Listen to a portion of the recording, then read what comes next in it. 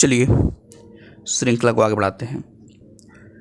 पीछे वाले लेक्चर में हमने ये टॉपिक कंप्लीट कर लिया था, राष्ट्रीय आय लेखांकन, इकोनॉमी चल रहा है। ये सभी एग्जाम के लिए महत्वपूर्ण है। ये आपने अगर देखा होगा पहले, मैंने आपको बताया होगा इसके बारे में। ये टॉपिक में जैसे जीडीपी वगैरह ये सब हमने जो है चर्चा कर लिया था जी। ये उसके बाद देखिए आपका जो है जीडीपी डिफ्लेटर भी चर्चा हो गया है दूसरे वाले लेक्चर में। आज क्या डिस्कस करेंगे? आज करेंगे देखिए ये वाला टॉपिक, मुद्रा एवं बैंकिंग। जितना कर पाएंगे करेंगे, धीरे धीरे चलता रहेगा श्रृंखला ऐसे। पहला पॉइंट क्या है, मुद्रा के बारे में या बैंकिंग के बारे में आपको थोड़ा मोड़ा पता ही होगा, क्योंकि ये एग्जाम के पॉइंट ऑफ व्यू से पढ़ा रहे हैं तो पूरा डिटेल नहीं चल सकता। मतलब एकदम से बेसिक बातें, छोटी छोटी बातें, बहुत महत्वपूर्ण बातें चलेंगी, ये आपको खुद दिख ही जाएगा दो ही एक पॉइंट से। सबसे पहले किसी क्या चीज़ है कि चेक या डेबिट कार्ड। चेक आप जानते ही होंगे, आपने देखा ही होगा, और डेबिट कार्ड भी आप जानते होंगे जी, आपका एटीएम वगैरह जिससे आप पैसा निकालते हैं। चेक या डेबिट कार्ड से किए जाने वाले भुगतान के विपरीत क्रेडिट कार्ड से भुगतान में आस्थगित भुगतान सम्मिलित होता है। दो कार्ड की चर्चा हुई, एक डेबिट कार्ड के बारे में और एक क्रेडिट कार्ड के बारे में। सवाल ये नहीं, सवाल ये है कि आस्थगित भुगतान क्या है। मान लीजिए सीधे सीधे क्वेश्चन बन जाएगा, आस्थगित भुगतान को के बारे में निम्नलिखित कथनों में वर्णन करता है, या क्या है ये, कुछ ऐसा बात अगर आ जाए क्वेश्चन में। तो आस्थगित भुगतान पहले समझिए क्या है। डिफर्ड पेमेंट है ना। देखिए अभी आप जब एटीएम, मान लीजिए अपना एटीएम कार्ड लेके जाइए, जो आपका डेबिट कार्ड है, वो किसी दुकान पर आप लेके जाइए और आपको आपके अकाउंट कुछ पैसा नहीं है, या वैसे ही लेके जाइए और बोलिए कि मुझे जो है 1000 रुपये का कोई सामान चाहिए, और हम आपको धीरे धीरे क्या करेंगे, पेमेंट करते रहेंगे। तो आपको क्या लगता है कि क्या आपको उस एटीएम कार्ड की वजह से दुकानदार आपको 1000 सामान दे देगा और कहेगा कि आप जो धीरे धीरे मुझे पैसे देते रहिए, और आपके अकाउंट में कुछ पैसा भी नहीं है डेबिट, मतलब जिससे आपका लिंक है एटीएम कार्ड? तो शायद है कि शायद क्या देगा ही नहीं, भगा देगा। शायद क्या सर, इसमें शायद बता रहे हैं, भगा देगा, कहेगा कि अच्छा बहुत दिमागदार बन रहे हैं, जाइए यहाँ से। लेकिन अगर आप क्रेडिट कार्ड लेके जाइए तब क्या होगा? शायद आपको मना करे, मतलब शायद ही मना करे, लेकिन आपका काम हो जाएगा, 1000 रुपये का आपको सामान दे देगा। क्यों? यही है आस्थगित भुगतान, डिफर्ड पेमेंट। यही है कि आपको जो चीज़ चाहिए वो तत्काल मिल जा रही है। आप गाड़ी खरीदने जा रहे हैं, लोन पे पास करिए और किस्त बनवाइए, या मतलब कि आप एक बना लीजिए, हमको मैं धीरे धीरे पेमेंट करता रहूँगा, और क्रेडिट कार्ड की वजह से, क्रेडिट कार्ड की वजह से आपको कार मिल जाएगी, आपको गाड़ी तुरंत मिल जाएगी, लेकिन डेबिट कार्ड की वजह से नहीं मिलेगी। तो यही लाइन में कहा जा रहा है कि चाहे चेक हो या डेबिट कार्ड हो, इसमें डिफर्ड पेमेंट नहीं होगा, आस्थगित भुगतान इसमें नहीं होगा। किस में होगा? ये होगा आपका क्रेडिट कार्ड से। उम्मीद है कि लाइन समझ में आई होगी। फिर से क्या लाइन कह रहा है, सुनिए ध्यान से। चेक या डेबिट कार्ड से किए जाने वाले भुगतान के विपरीत, मतलब इसके उल्टी बात हो रही है, इसको उल्टी बात हो रही है। क्रेडिट कार्ड से भुगतान में आस्थगित भुगतान सम्मिलित होता है। किसमें सम्मिलित होता है? क्रेडिट कार्ड में, ना कि चेक या डेबिट कार्ड। उम्मीद है कि ये बात समझ में आई होगी। दूसरा पॉइंट देखिए, ये अगर आप इकोनॉमी पढ़े होंगे तो आरबीआई का अधिनियम आप जरूर पढ़े होंगे, जाकर के नहीं पढ़ें जाकर पढ़िए अच्छे से, क्योंकि बहुत इंपॉर्टेंट है आरबीआई का अधिनियम। कौन सा अधिनियम? 1934। उसका एक धारा के बारे में आपको बताते हैं जो बहुत महत्वपूर्ण है। बाकी अगर आप मौका मिले पढ़िएगा जाकर जरूर। क्या है? धारा 26 के अनुसार क्या है कि आरबीआई पत्र मुद्रा का मूल्य अदा करने के लिए उत्तरदायी है। मतलब क्या? मतलब जैसे ये है कि आपके पास मान लीजिए 10 रुपये का नोट है, ठीक है। अब ये नोट आपका क्या हो जाए, फट जाए, या कुछ भी गड़बड़ हो जाए, इसका मतलब आपका नोट, आपको 10 रुपये खराब हो गया। चलिए ये तो छोटी मोटी बात रही। अगर 500 का नोट है तब खराब हो जाए, आपका तो 500 खत्म हो गया। अब आपका दुकानदार कोई ले नहीं रहा है तो क्या करेंगे आप? तो उसके लिए कौन जिम्मेदार है? आरबीआई। कि आप कुछ भी होगा तो आप जो आरबीआई के पास कहेंगे, जाकर के शिकायत करेंगे, तो आपको वो कीमत देगा, क्योंकि आरबीआई को पता नोट फटा है, कीमत नहीं फटी है। समझ रहे ना? अगर नोट बराबर हो जाए फिर तो 10 का नोट और 500 नोट, फिर तो दोनों बराबर हो जाए, दोनों कागज़ का टुकड़ा ही तो है, क्या है? कुछ नहीं। लेकिन एक नोट का वैल्यू कितना है? 10 रुपये, और दूसरे का धन कितना है? 500। अंतर समझिएगा। तो इसलिए आरबीआई की जो 1934 की जो अधिनियम है उसमें धारा 26 के अनुसार ये आरबीआई क्या है? पत्र मुद्रा, देख रहे, पत्र नोट की बात कर रहा है, पत्र मुद्रा का मूल्य अदा करने के लिए क्या है? उत्तरदायी है। एक चीज ये, उम्मीद की बात समझ में आ रही होगी कि कौन उत्तरदायी है। उसी में एक पॉइंट और देखिएगा क्या है आगे। आरबीआई पर पत्र मुद्रा के मूल्य की अदायगी का यह दायित्व किसी संविदा के कारण नहीं है कि मतलब समझौता किया गया हो कि नहीं आप जो है, हम जब तक हम संविदा रखते हैं या मतलब हम एक व्यवस्था करते हैं जिससे कि आप जो है ये मूल्य अदा करेंगे, ऐसा नहीं है। फिर कैसे है? यह संवैधानिक प्रावधानों के कारण, सांविधिक प्रावधानों के कारण है। समझ रहे ना? अब आप थोड़ा सा अगर ये देखिए, अगर आप लेवल पर पढ़ रहे हैं तो इतना अंतर समझते होंगे, संवैधानिक, सांविधिक, ये सब समझ रहे होंगे। तो आरबीआई किस लिए है? यहाँ पर संवैधानिक। ठीक है, ये गलती नहीं होनी चाहिए। ऐसे पॉइंट जब आते हैं बहुत मतलब कि उलझा देते हैं एग्जाम में कि ये क्या है, क्या नहीं है, कैसे है। आदमी अपने से ही आरबीआई बन जाता कभी कभी, कि जो आरबीआई नहीं करता ना, वही आदमी सोचता कि मैं ही करता हूँ, मैं जानता हूँ कि आरबीआई जरूर करता होगा, भले आरबीआई को बात पता नहीं कि वो कर रहा है नहीं कर रहा है। तो ऐसे थोड़ा सा सावधान रहिएगा। और देखिए, क्योंकि करेंसी नोटों और सिक्कों को सरकार के आदेश के तहत जारी किया जाता है। किसके तहत? सरकार के आदेशों के तहत। अतः इन्हें क्या कहा जाता है? Fiat money. सीधे डेफिनेशन पूछा जाता है कि फिएट मनी क्या है। तो कहीं पर भी अगर आए फिएट मनी क्या है तो ध्यान रखिएगा, क्या है फिएट मनी? सरकार के आदेशों के तहत जारी किया, इसलिए इसको बोलते हैं फिएट मनी बोलते हैं। ये गलती नहीं होनी चाहिए। फिएट मनी एग्जाम में जाकर तुक्का लगा रहे हैं, मतलब कि साल भर पढ़ने के बाद, साल भर मतलब 12 महीने, ये 12 महीने पढ़ने के बाद आप जो है लास्ट के एग्जाम के 2 दिन पहले क्या करते हैं? ट्रिक देखते हैं। Trick, economy, history, geography, politics, tricks कैसे चालू करें। आईएएस का प्रीलिम्स ट्रिक्स कैसे, मतलब साल भर की जो मेहनत है, साल 2 साल 3 साल 4 साल, वो अब ट्रिक पे आ जाता है। थोड़ी सी इसी ध्यान रखिएगा। तो उम्मीद है कि ये बात समझ में आई होगी फिएट मनी क्या है। अब देखिए क्या है कि चेक एक लीगल टेंडर नहीं है। चेक, अभी ऊपर एक शब्द आया था ना, चेक और डेबिट कार्ड। अब यहाँ क्या होता है? चेक। लीगल टेंडर क्या होता है? लीगल टेंडर सिंपल सी बात क्या है कि कानूनी अधिकार है ना। तो कह रहे हैं कि ये जो चेक है ये कोई कानूनी अधिकार नहीं, मतलब कोई लीगल टेंडर नहीं कि आप किसी भी दिक्कत समस्या होगी आप चले जाएंगे तुरंत जो है लड़ना शुरू कर देंगे। नहीं, ऐसा नहीं हो, ऐसा नहीं। चेक, ध्यान रखिएगा, स्पेशल चेक की बात कर रहा हूँ। तो ये लाइन मन कर याद कर लीजिए, नहीं मन कर मत याद करिए, कोई जरूर याद करना। एक चीज़ आपने पढ़ा ही होगा, थोड़ा सा भी इकोनॉमी पढ़ा होगा मुद्रा के बारे में। M1, M2, M3, M4, 4 पढ़ाओ कैटेगरी ना। देखिए क्या है, मुद्रा आपूर्ति के मापन के लिए, जब मुद्रा आपूर्ति की जाती है उसके मापन के लिए M1, M2, M3, M4 का उपयोग किया जाता है। एक चीज़ ये, M1 क्या है? सवाल ये है, अंतर समझिएगा। यहीं से 2-3 पॉइंट क्लियर निकल करके आएंगे।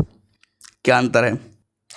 M1 को संकीर्ण मुद्रा कहते हैं ना। देखिए लिखा हुआ है एकदम संकीर्ण मुद्रा। इसमें आता कौन कौन? सवाल ये है, ये भूल जाएगा है, अभी आप पढ़ेंगे ना भूल जाएंगे कि कौन कौन सी चीज़ में आएगा। देखिए एक चीज़ अगर मैं छोटे शब्दों में बोलूँ कि M1 में ना केवल पैसे की बात होगी, केवल पैसे की बात होगी।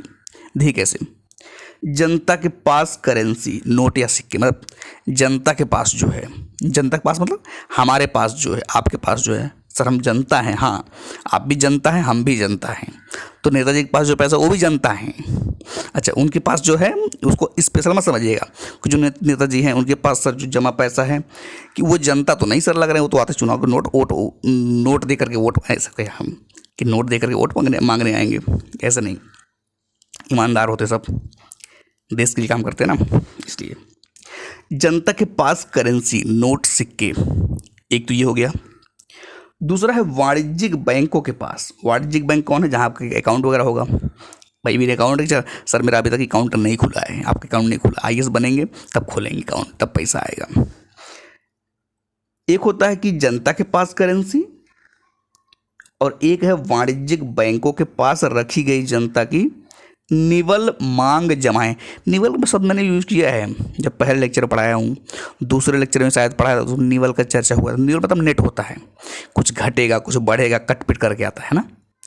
मांग जमाएं क्या होता है? मतलब मैं ऐसा जमा कर रहा हूँ जिसको मैं मांग सकता हूँ, इतना ध्यान रखिएगा। कहाँ पर? वाणिज्यिक बैंक। भाई आपका अकाउंट होगा, आप कुछ पैसा जमा किए होंगे, 1000-500 सर, वो ज़्यादा नहीं करवाएंगे, कहाँ से करेंगे? कमा ही नहीं रहे, कहाँ से करेंगे?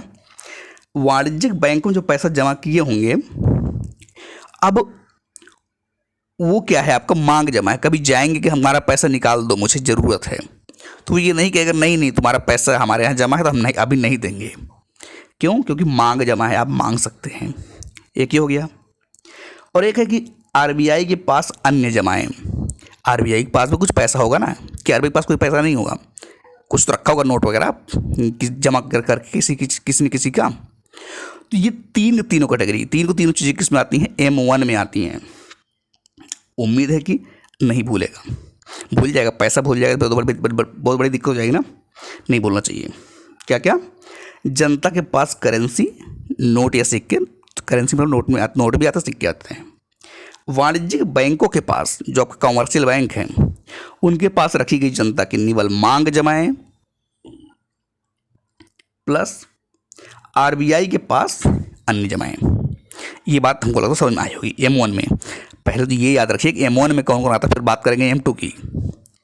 देखिए M1 क्या बोलते हैं? संकीर्ण मुद्रा, ये भी ध्यान रखिएगा।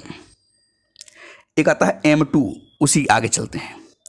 M1 में जो आया, मतलब जो पैसे की बात किया मैंने, उसी में क्या जोड़ दीजिए? डाकघर बचत जमाएं। इसमें बचत है, देखिए ध्यान दीजिएगा, मांग जमा नहीं है। कौन है? बचत जमा है। अंतर समझिए कि M1 में कुछ जोड़ा गया है ना। अब आप सोच रहे हैं कि डाकघर बचत जमाएं, अब आपके कितने लोग अकाउंट डाकघर में है, जरा सोचिए करके।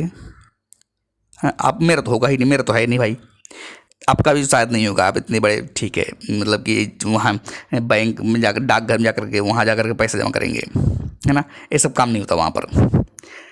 याद क्या रखना है? याद ये रखना है कि M1 जो करेंसी वाली बात हो रही थी, उसमें क्या जोड़ दो? केवल डाकघर बचत जमाएं। ये बात मैं कह रहा हूँ, और कुछ नहीं कहना चाह रहा हूँ। ज़्यादा सोचना नहीं है इकोनॉमिक पढ़ते समय कि नहीं बैठ कर सोच रहे हैं, ऐसा नहीं करना है। डाकघर बचत जमाएं वस्तुतः वाणिज्यिक बैंक बचत की तुलना में कम तरल होती हैं। तरल तो समझते नहीं? तरल मतलब ये नहीं होता है जैसे ठोस, द्रव, गैस, और द्रव को बोलेंगे कि तरल है, ऐसा वो वाला नहीं है। क्या है इसमें? थोड़ा तरलता समझिएगा। जैसे मैं आपको बोलता हूँ, अभी मैं आपसे कहूँ कि कुछ चीज़ आपको खरीदने जाना है दुकान पर, आपने उसको क्या किया? 100 रुपये का नोट दिया। वो कभी नहीं मतलब कि मुकरेगा, कभी नहीं कहेगा कि नहीं मैं 100 रुपये नहीं दूँ, ये चीज़ 100 रुपये की है लेकिन मैं ये नोट नहीं लूँगा 100 रुपये का, मैं क्या करूँगा, मुझे कुछ और करो, कोई और व्यवस्था करो, ऐसा कभी नहीं कहेगा। ये भी नहीं कहेगा कि 100 रुपये दे रहे हो तो मुझे ऑनलाइन दो, ऑफलाइन दो, बस 100 रुपये उसको दे दो, आप काम हो जाएगा, है ना। लेकिन मान लीजिए आप कह दीजिए कि सोना लेके चलिए, सोना, गोल्ड, कहिए कि ये 100 रुपये का गोल्ड है, ये ले लो और मुझे सामान दे दो, और शायद वो ना दे। क्यों? क्योंकि हो सकता है कि आपने जो 100 रुपये जो सोना दिया है उसका कीमत 100 रुपये ना हो, उसका घट गया हो, तब क्या करेगा वो। लेकिन ये जो 100 रुपये आप दे रहे हैं, इसका कीमत थोड़ा है कि 10 दिन बाद, 5 दिन बाद नोट का कीमत गिर गया कि लिखा है 100 रुपये और हो गया 90 रुपये का। अब ये 90 रुपये देंगे तब 100 रुपये मिलेगा मुझे, या मतलब कि महंगा हो गया, ऐसा तो होता नहीं है। लेकिन सोने की कीमत गिर सकती है, बढ़ भी सकती है, फायदा हो सकता है, मतलब दोनों हो सकता है ना। आपने कभी थोड़ा सुना कि 100 रुपये का नोट या 500 का नोट का कीमत गिर गया? कभी सुना? आज तक नहीं सुना होगा। किसका सुनते हैं? सोना का गिर गया, चांदी का गिर गया, ऐसी चीज़ों का। तो जो ये तत्काल आपको जितना दे देता है, यही तरलता होता है। और जिस पे आपको जो डिले कर जाएगा, अभी आप कहेंगे कि 100 रुपये में आपको गेहूँ दे रहा हूँ, आप मुझे चावल दे दो। अब पड़ोसी से मांगेंगे जाकर के, हो सकता है दे दे भाई, आपका दोस्ती यारी चल रही है, लेकिन दुकानदार तो नहीं देगा कि 100 रुपये की गेहूँ लेके जाएंगे, चावल आपको दे देगा वो। तो वो तरलता नहीं है। क्लियर है बात इतनी? तो मैंने क्या बोला आपको, ये जो डाकघर बचत जमाएं हैं, ये वाणिज्यिक बैंक की जो बचत है, जो कमर्शियल बैंक है जहाँ आपका अकाउंट है, उसकी तुलना में कम तरल है। उम्मीद एक बात क्लियर हो गई होगी।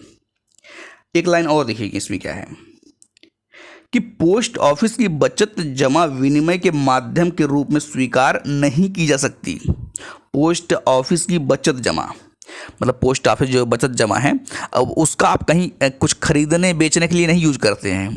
कहने मतलब ये खरीदने बेचना नहीं, उसका यूज नहीं किया जा सकता है। इसीलिए तो भाई तरल कम है। अगर यूज करते, अब पता चला कि 100 रुपये के नोट की जगह सबसे ज़्यादा वही चलने लगे, फिर तो तरल वही ज़्यादा हो गया नोट से, पैसे से। इसलिए तो तरल नहीं है ना, ये चीज़ समझिएगा। तो स्वीकार नहीं की जा सकती है। और वाणिज्यिक बैंक जमाओं की तुलना में क्या होती है?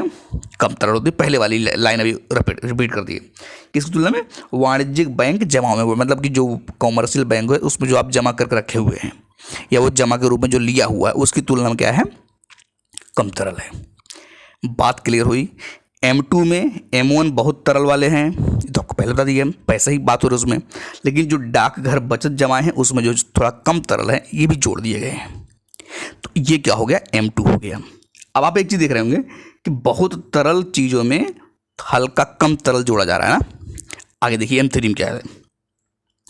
M3 में देखिए कि M1, अब देखिए M2 नहीं है। अब आप दिमाग मारे नहीं, जैसे M2 निकाल रहे थे M1 में जोड़ दिए, अब M3 निकाल M2 में जोड़ दिए, ऐसा नहीं है। M1 में ही जोड़ा जा रहा है, ध्यान रखिएगा। मतलब जो बहुत तरल करेंसी बात हो रही है। उसके बाद क्या है? सभी वाणिज्यिक बैंकों, ये तो बात देखिए, वाणिज्यिक तो ठीक था, और सहकारी बैंक, अब ये सहकारी भी आ गया, ध्यान रखिएगा। सहकारी बात हो रही है। अब सहकारी बैंक के बारे में पढ़े होंगे ना, इसमें आ गया कि सावधि जमा का होता है ये जो आपका फिक्स डिपॉजिट कर देते हैं कि इतने टाइम बाद, सावधि मतलब क्या है? एक समय बाद ही हम निकालेंगे। आपने किसी सुना कि डिपॉजिट मतलब FD करा दिए हैं, तब तोड़ना नहीं चाह रहे हैं कि तोड़ देंगे तो फिर जो फायदा मिलने वाला वो नहीं मिलेगा, यही तो है ना। तो सावधि मतलब एक अवधि, साथ अवधि मतलब पता है आपको, पीरियड, टाइम पीरियड। एक टाइम पीरियड की बात हो रही है। सावधि जमा, इंटर बैंक सावधि जमा को निकाल कर, मतलब इंटर बैंक जो होता है उसकी सावधि जमा को हटा दी जाए, तो उसकी बात हो रही है। व्यापारिक बैंक को, सहकारी बैंकों के सावधि जमा, ये सब किस में है? ये सब है M3 में। मतलब M2 की चर्चा नहीं, ध्यान रखिएगा। और एक चीज़ और देखिएगा कि M2 क्यों नहीं है? क्योंकि M1 है। M1 बस केवल इसमें क्या निकाल दिया गया है? डाकघर बचत जमाएं। मतलब क्या? M2 में डाकघर बचत जमाएं यूज की गई है, मिलाया गया है, लेकिन M3 में डाकघर बचत जमाएं नहीं यूज किया गया है। ऐसा नहीं सब जोड़ते जाने एक तरफ से अपने से ही। सर हम तो गणित हमारा बहुत तेज है और हम सोच रहे हैं सब जोड़ देते हैं उसी में, हमको जोड़ने बहुत अच्छा आता है। भाई ऐसा नहीं करना है, ठीक है? थोड़ा सा ज्ञान अपना जो धीमे रखना है, अंदर रखना बचा करके। M1, M2, M3 तीन चीज हो गया। अब एक आता है M4 की बात हो रही है। M4 उम्मीद समझ में आ रहा होगा, वो फारसी नहीं बोल रहे हैं कि हम जो औरंगजेब के ज़माने के हैं, अकबर के ज़माने के हैं, फारसी में हम पढ़ेंगे इकोनॉमी, ऐसा नहीं है। एकदम सिंपल भाषा चल रहा है। M4 क्या है? देखिएगा, M3 प्लस डाकघर की कुल जमा। अब देखिए इसमें क्या आ रहा है? M3 आ रहा है। मतलब कहीं पर एक चीज़ आप देख रहे हैं, M2 नहीं जोड़ा जा रहा है, दो जगह तो M1 जोड़ा गया। अब लास्ट में जो M4 की बात हो रही है, यहाँ पर M3 जोड़ा जा रहा है। अब देखिए कि फिर क्या है? प्लस डाकघर की कुल जमा है ये। डाकघर में सावधि जमा सम्मिलित किए जाते हैं, लेकिन राष्ट्रीय बचत प्रमाण पत्र सम्मिलित नहीं हो। ध्यान रखिएगा, राष्ट्रीय बचत प्रमाण पत्र ये नहीं सम्मिलित होते हैं। क्या सम्मिलित होते हैं? केवल सावधि जमा। सावधि मतलब जो आपका फिक्स टाइम वाला होता है, एफडी जो बोलते हैं ना। सावधि जमा मतलब बस यही फिक्स डिपॉजिट, इतना ध्यान रखिएगा, किए जाते हैं, लेकिन राष्ट्रीय बचत प्रमाण पत्र सम्मिलित नहीं होते हैं। ठीक है, ये रहा कुछ आप कैटेगरी किसका, M1, M2, M3, M4। उम्मीद एक बात समझ में आई होगी सिंपल कि हाँ M1 में कौन सा होता है, M2 में कौन सा होता है, M3 में कौन सा होता है, M4 में कौन सा होता है। अब देखिए एक लाइन है, ध्यान रखिएगा कि M3 एवं M4 दोनों को विस्तृत मुद्रा के रूप में जाना जाता है। किसको?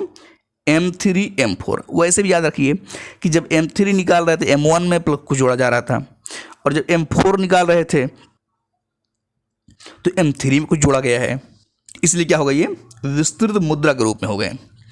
और जो M1 है, ऊपर से मैं आपको जो आपको दिखाता आ रहा था, अभी ऊपर संकीर्ण मुद्रा मैंने आपको दिखाया था ना कि M1 को संकीर्ण मुद्रा बोलते हैं, वो तो शुरुआत में मैंने दिखाया था। अब ध्यान से देखेंगे तब तो काम चलेगा ना। नहीं सर हम अंदाजा लगा रहे थे, हम चेक कर रहे हैं अभी कि क्या लिखा गया है, तो ये सब जो सोचना छोड़िए। M1 सबसे तरल है। क्यों? मैंने आपको शुरू में बताया था कि M1 में केवल पैसे की बात हो रही है ना। ऐसा तो नहीं कि उसमें डाक वाला भी आ जा रहा, सहकारी वाला भी आ जा रहा, कुछ ऐसा नहीं है, केवल पैसे की बात। कौन कौन से पैसे की बात हो रही है? जनतक पास एक जो रखा हो पब्लिक के पास, एक कॉमर्शियल बैंक के पास जो रखा हो, और एक किसके पास, RBI के पास। पैसे की बात हो रही है।